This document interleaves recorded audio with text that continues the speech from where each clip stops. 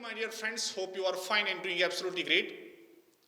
Screen पे जो आप वर्ड्स देख रहे हो, probably, chances, likely, ये ऐसे वर्ड्स हैं जो हम उन सिचुएशंस में यूज करते हैं जहां पे अनसर्टेनिटी होती है, जहां पे हम गारंटी के साथ नहीं कह सकते कि इवेंट होगा या नहीं होगा।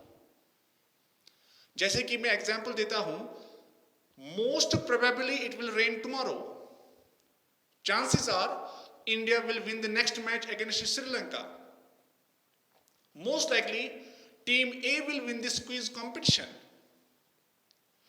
अब मैथमेटिक्स में हमारे पास एक ऐसा टूल है जो इस अनसर्टेनिटी को मेजर करने के लिए काम आता है, और उस टूल का नाम है प्रोबेबिलिटी। प्रोबेबिलिटी का जो सिनोनिमस वर्ड है वो है पॉसिबिलिटी। अगर मैं सिंपल वर्ड्स में डिफाइन करूंगा प्रोबेबिलिटी को, तो मैं कहूंगा it is that branch of mathematics that helps us to measure uncertainty of events using numbers. तो ये सिंपली वो ब्रांच होती है मैथमेटिक्स की जो हमें इवेंट्स की अनसर्टेनिटी को मेजर करने के काम आता है।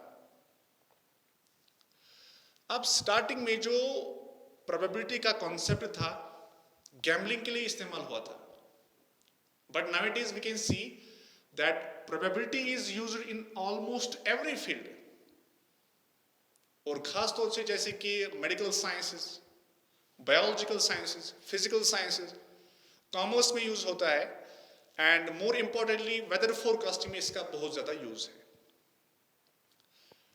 प्रोबेबिलिटी का जो मेजर है, इसमें जो स्केल हम यूज करते हैं, दैट रेंजेस फ्रॉम 0 to 1 और 0% to 100%, including both 0 and 1, or we can say 0% and 100%। यानी एक इवेंट की प्रोबेबिलिटी 0% या 0 भी हो सकती है, 1 या 100% भी हो सकती है, 0.5, 0.7, 0.8, 20%, 30%, 70%, 65%, कोई भी वैल्यू हो सकता है प्रोबेबिलिटी का। अब एक ऐसा इवेंट जिसकी प्रोबेबिलिटी 0 होती है, उसको बोलते हैं हम इम्पॉसिबल इवेंट। जैसे मैं भी डाइस को रोल करूंगा, मैं बोलूंगा what is the probability that the number 7 will appear. Number 7 कहां से आएगा? हमारे पास 6 पॉसिबल आउटकम्स हैं। नंबर जो पॉसिबल हैं, जो आकर हो सकते हैं आफ्टर थ्रोइंग अ डाइस, वो है 1, 2, 3, 4, 5 और 6। 7 तो हो ही नहीं सकता, सो ये इम्पॉसिबल इवेंट है और इसकी प्रोबेबिलिटी 0 होगी। अब डिफरेंट अप्रोचेस हैं प्रोबेबिलिटी के, और we can say there are different types of probability, and there are 3 major types जो हम डिस्कस करेंगे। The first one is experimental probability, और जिसका जो दूसरा नाम है वो है empirical probability।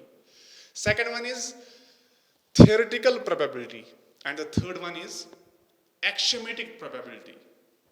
इस वीडियो में हम पहला वाला टाइप डिस्कस करेंगे with detail, and we will solve some questions after understanding the concept well। और नेक्स्ट आने वाले वीडियोस में हम जो बाकी 2 टाइप्स हैं वो भी डिस्कस करेंगे, उसके अलावा कुछ इंपॉर्टेंट क्वेश्चंस भी डिस्कस करेंगे। तो एम्पिरिकल प्रोबेबिलिटी को एक्सप्लेन करने से पहले कुछ बेसिक टर्मिनोलॉजी पे हम फोकस करेंगे।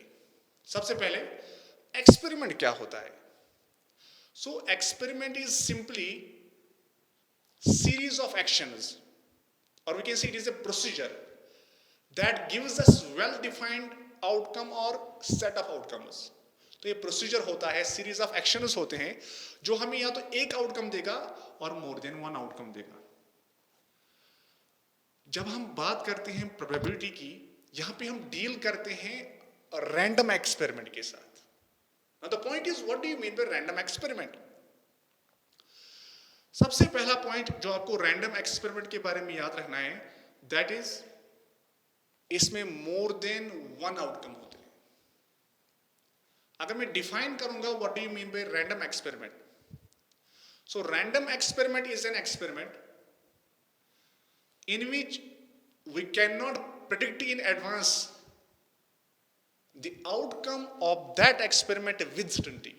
यानी एक ऐसा एक्सपेरिमेंट होता है जिसमें आपको ये मालूम होता है कि पॉसिबल आउटकम्स कौन है, लेकिन आप एडवांस में सर्टेनिटी के साथ प्रेडिक्ट नहीं कर सकते कि कौन सा आउटकम आ जाएगा।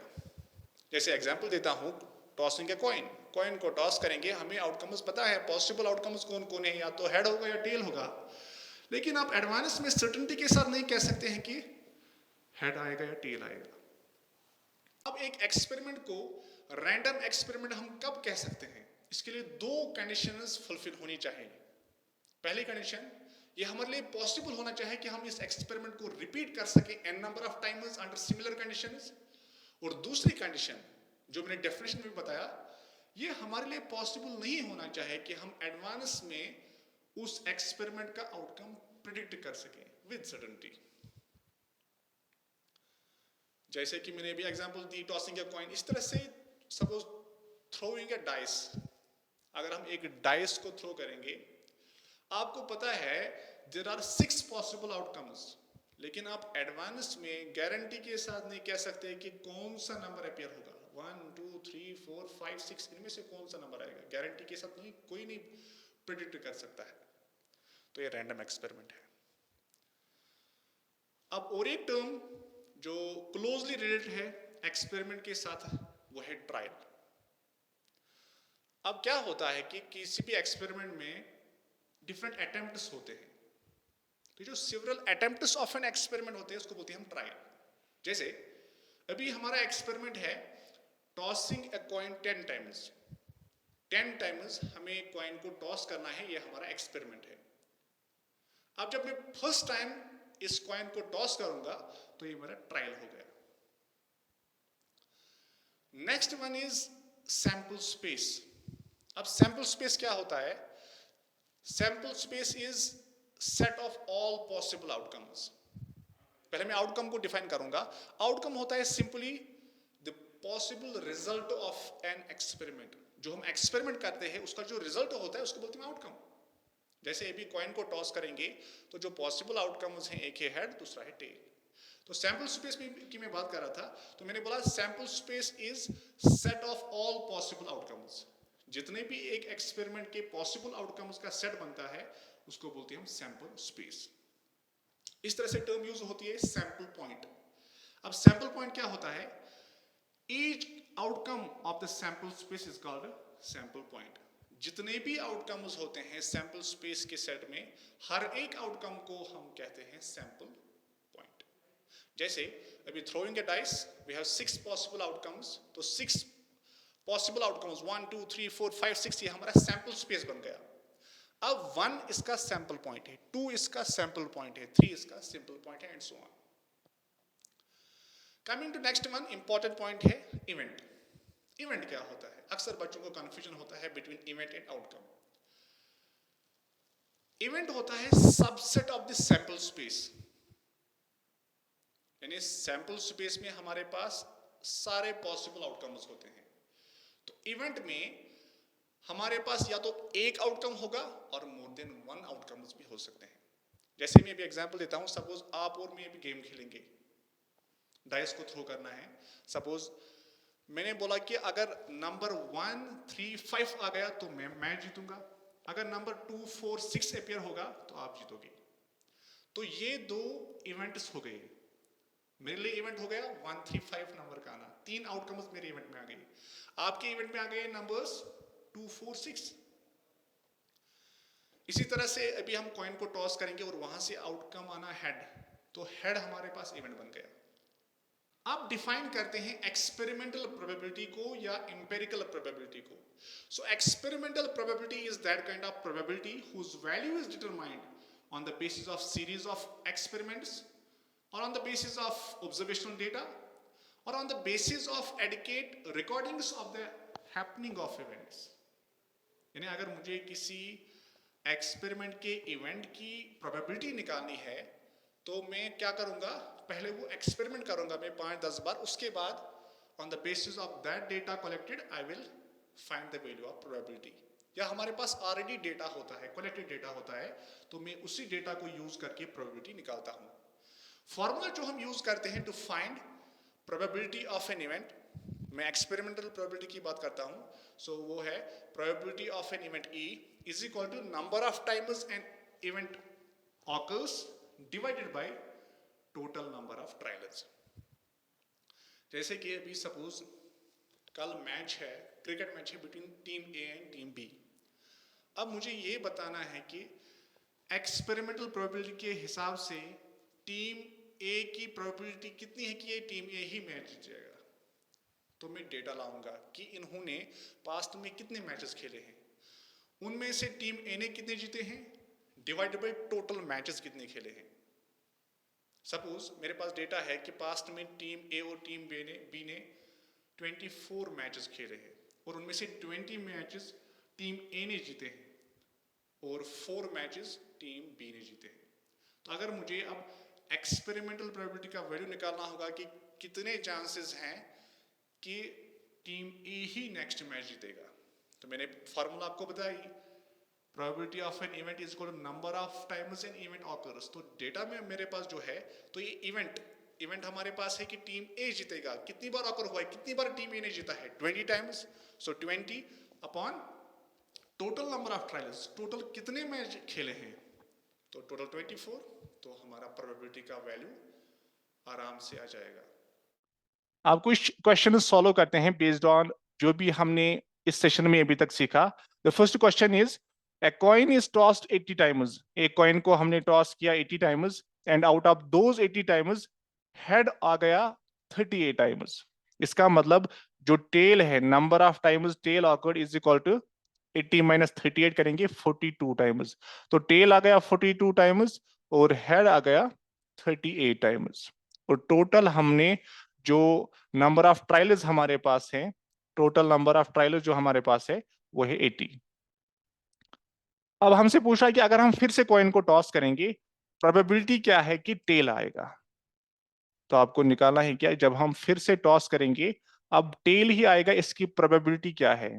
तो फॉर्मूला में आपने देखा probability of an event is equal to number of times an event occurs. तो टेल कितनी बार ऑकर हो चुका है 42 times out of total number of trials. तो टोटल नंबर ऑफ ट्रायल्स हमारे पास है 80। इसको हम कैंसिलेशन भी कर सकते हैं, 2 2 are 4, 2 1 are 2 and 2 4 are 8, 2 0 are 0। अभी किसी से डिवाइड नहीं होगा, तो 21/40 हमारा प्रोबेबिलिटी का वैल्यू आ गया। इस तरह से दूसरा पार्ट है, दूसरे पार्ट में हमसे पूछ रहा है कि प्रोबेबिलिटी क्या है कि अब हेड आएगा। तो हेड कितनी बार ऑकर हो चुका है 38 टाइम्स। नंबर ऑफ ट्रायल्स हमारे पास कितनी है टोटल, वो तो 80 सेम ही रहेगा। कैंसिलेशन कर सकते हैं, 219 आर 38 एंड 240 आर 80। तो 19/40 हमारा आंसर आ जाएगा। Now coming to question number second, a dice is thrown 20 times and the outcomes are noted as shown below। एक डाइस को हम 20 टाइम्स थ्रो कर रहे हैं, वो जो डेटा हमारे पास आ गया है वो ये है कि नंबर 1 ऑकर हो चुका है 2 times, number 2 3 times, number 3 4 times, number 4 4 times, number 5 3 times and number 6 4 times occur हो चुका है। अब क्वेश्चन है कि now A dice is throne eight random. अब हम फिर से एक डाइस को रोल कर रहे हैं, क्या प्रोबेबिलिटी है कि नंबर 3 आएगा उसमें। तो सिंपल सा क्वेश्चन है, तो नंबर 3 की प्रोबेबिलिटी हमें निकालनी है। We have to find the probability that the number 3 will appear on the dice. So is equal to, तो 3 कितनी बार ऑकर हो चुका है ये इवेंट, 4 टाइम्स ऑकर हो चुका है। डिवाइड करेंगे total number of trials, number of trials हमारे पास 20 है। कैंसिलेशन करते हैं, 4 1 आर 4, 4 5 आर 20, तो 1/5 हमारा आंसर आ जाएगा। कमिंग टू सेकंड वन, हमें निकालनी है probability of getting a number less than 3। तो इसकी प्रोबेबिलिटी निकालनी है, तो बराबर आएगा नंबर 3 से लेस हमारे पास 2 नंबर्स हैं, दैट इज 2 एंड 1। अब 2 ऑकर हो चुका है 3 टाइम्स, 1 ऑकर हो चुका है 2 टाइम्स, इसका मतलब 3 + 2 इज 5, यानी ये इवेंट हो चुका है ऑलरेडी 5 टाइम्स। डिवाइड करेंगे total number of trials that is 20, cancellation करते हैं, 5 1 आर 5, 5 4 आर 20, 1/4 हमारा प्रोबेबिलिटी का वैल्यू आ जाएगा। In the same way third part में हमें निकालना है find the probability of getting a number greater than 3। Probability of getting a number greater than 3, तो जो नंबर्स ग्रेटर देन 3 हैं दैट इज 4 5 एंड 6, और ये तीनों जो हैं टोटल ऑकर हो चुके हैं, 4 + 3 is 7, 7 + 4 is 11, 11 टाइम्स ऑकर हो चुके हैं। डिवाइड करेंगे total number of trials say that is 20, सो 11/20 हमारा आंसर आ जाएगा। So coming to next one, a survey of 50 boys showed that 21 like tea, while 29 dislike it. तो जो डेटा मेरे पास है, एक सर्वे की गई, 50 बॉयज की सर्वे की गई है, इन्हें 50 लड़कों से पूछा गया कि क्या उनको टी पसंद है या नहीं पसंद है। तो डेटा हमारे पास है, नंबर ऑफ बॉयज जो टी को पसंद करते हैं, लाइक टी, तो वो है 21, okay. And number of boys जो डिसलाइक करते हैं टी को, वो है 29 हमारे पास, okay. Now out of these boys one boy is chosen at random. अब हमने सपोज एक लड़के को चूज किया, कितने चांसेस है कि उस लड़के को चाय पसंद होगी, टी पसंद होगी। तो सिंपली हम निकालेंगे प्रोबेबिलिटी कि ये लाइक करता होगा ये लड़का टी को, तो इसकी प्रोबेबिलिटी निकालनी है। तो कितने लड़के लाइक करते हैं टी को, 21 हमारे पास है डेटा। सो 21 आउट ऑफ सर्वे हमने की थी 50 बॉयज की, सो 21/50 हमारा आंसर आ जाएगा। इसी तरह से कितने चांसेस है कि जो हमने लड़के को चूज किया वो डिसलाइक करता होगा टी को।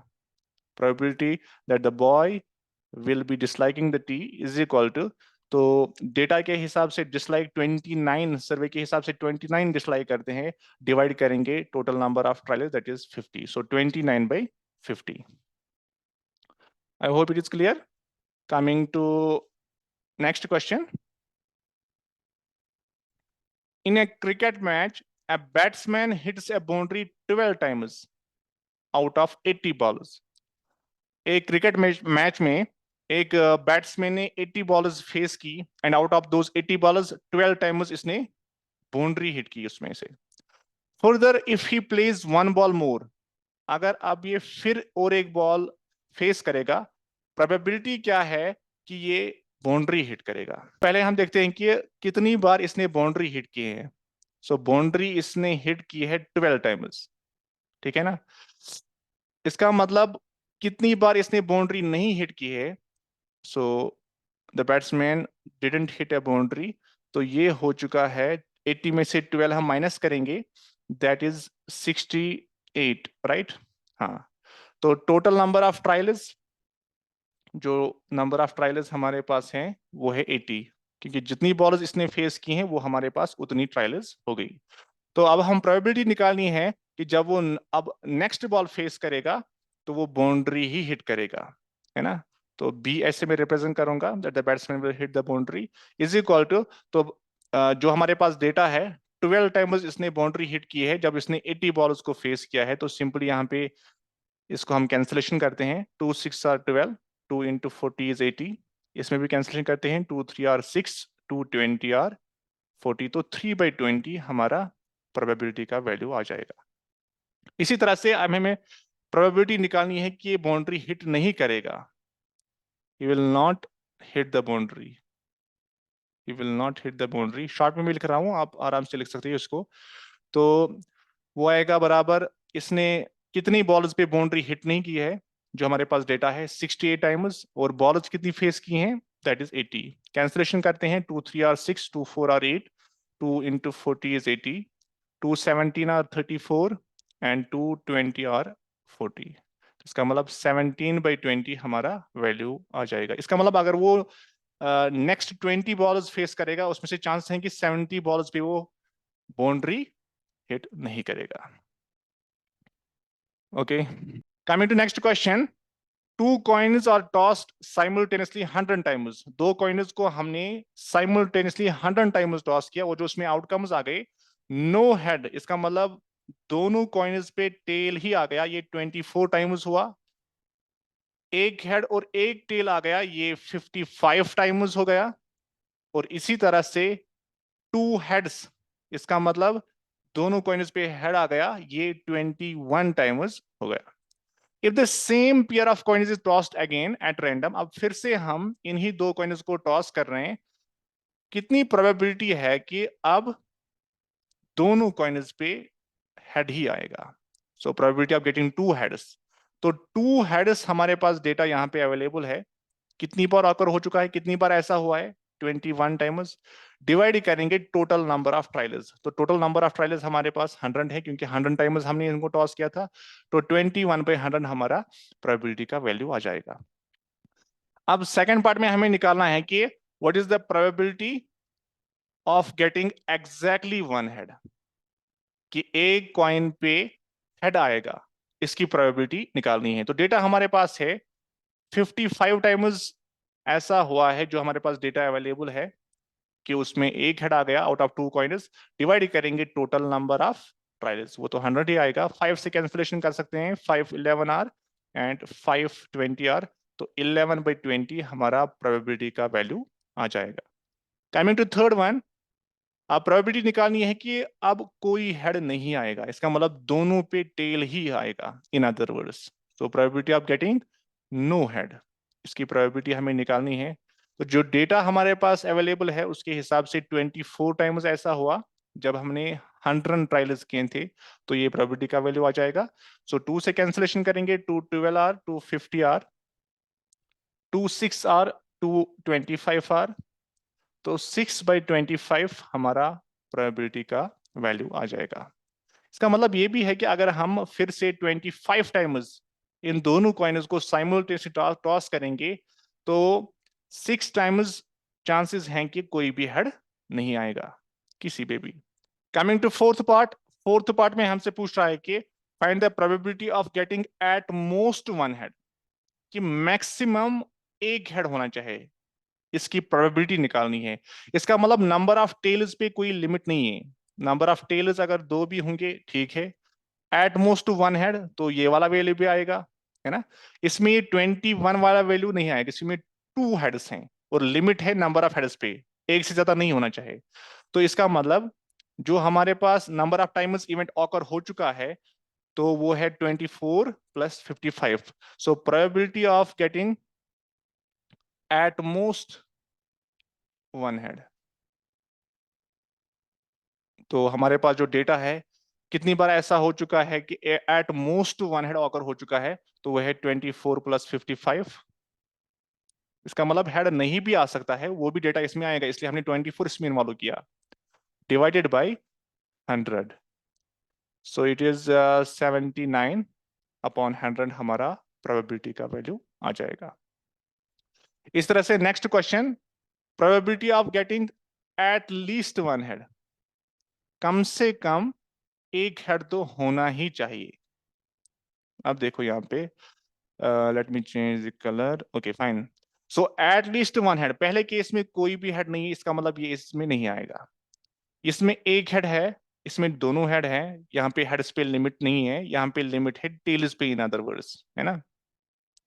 तो हमारा जो प्रोबेबिलिटी का वैल्यू आएगा, तो 54 + 21 डिवाइडेड बाय 100 आएगा हमारा वैल्यू, क्योंकि इसमें भी 55 वाले केस में भी एटलीस्ट वन हेड है और इसमें दोनों हेड है, तो एक तो है ही ऑलरेडी, तो ये इसमें आ जाएगा वैल्यू। So it is 5 + 2 = 7, 76/100। इसको हम कैंसिलेशन भी कर सकते हैं, 76/100 को हम सिंपलेस्टिक फॉर्म में भी ला सकते हैं, 2 3 आर 6, 2 8 आर 16, 2 × 50 यहाँ पे आ जाएगा, 2 × 19 is 38 and 2 × 25 is 50।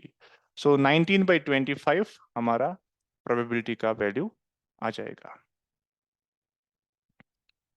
So this is all from today's session. I hope कि आपको ये वीडियो पसंद आया होगा।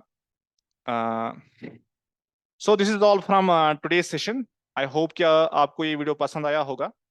नेक्स्ट सेशन में इंशाल्लाह हम डिस्कस करेंगे थियोरेटिकल प्रोबेबिलिटी, क्योंकि मोस्ट ऑफ द जो कॉम्पिटिटिव एग्जाम्स होते हैं उनमें जो क्वेश्चंस पूछे जाते हैं उसी टॉपिक से पूछे जाते हैं। एक्सपेरिमेंटल प्रोबेबिलिटी से कम ही क्वेश्चंस पूछे जाते हैं, और उसके बाद हम डिस्कस करेंगे then axiomatic probability. Before concluding this session, a big thank you from my side, and I would like to request you to please subscribe my channel if you find this useful, and also try to share and recommend your friends to subscribe the same. Thanks a lot. Thank you.